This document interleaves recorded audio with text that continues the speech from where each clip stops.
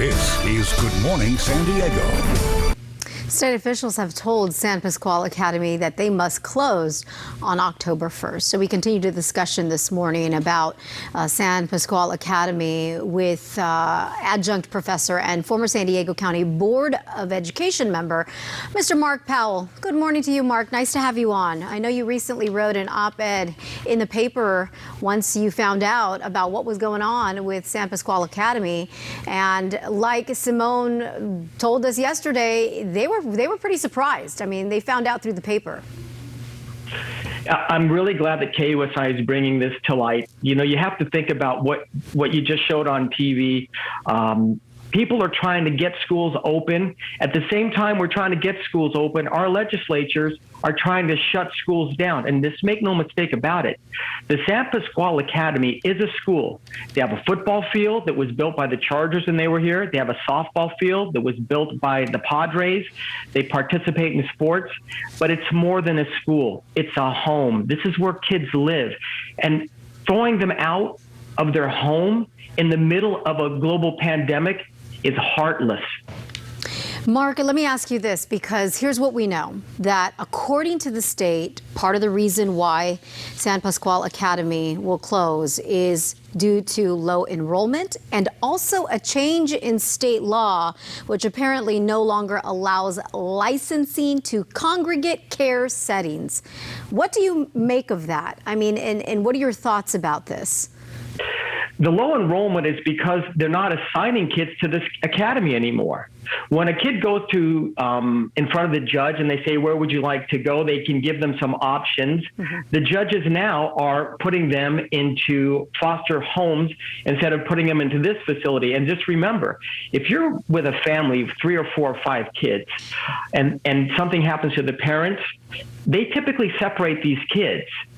The San Pasqual Academy keeps all the kids together. They have people living on the campus. They have grandparents that live on the campus, have a 97% graduation rate, and they've been in existence for 20 years. They are the model for a foster care school. It is a school. It just happens to have foster kids in it. So the reason why they're not having these kids in there is because they're not being assigned. And if you have one law that says we don't want congregate care facilities for foster kids, that law can be altered or changed, or the San Pasqual Academy needs a carve out. They're the exception. Okay, so that leads me to what can be done, if anything. The state's saying, look, this academy has to be closed by October.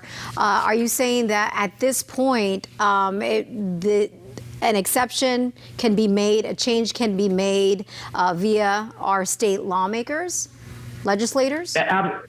Well, absolutely. At a minimum, don't shut a school down and experiment with our most vulnerable youth in the middle of a global pandemic. Even if they do go into a home, let's say that they put them in a house. Right now, kids are fighting to go to school 1 day a week. You're going to have these kids, our absolutely most vulnerable kids, in a house, distance learning, isolated from everybody. This is what they want to put them into. So at a minimum, we need to lobby our San Diego County Board of Supervisors. We need to reach out to our San Diego County Board of Education members and ask them to grant a minimum of a 24-month extension, or at least until we're out of this, completely out of the global pandemic.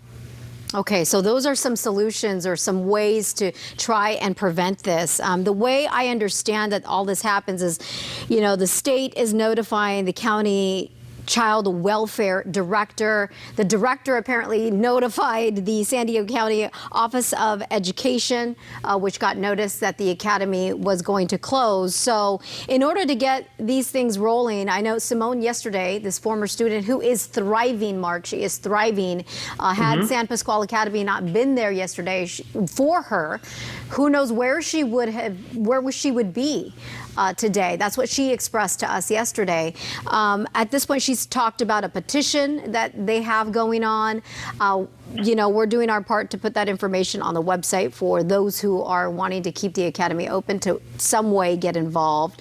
But overall, when you take a look at the academy, because you're more familiar with the academy than I am, it's been around for 20 years.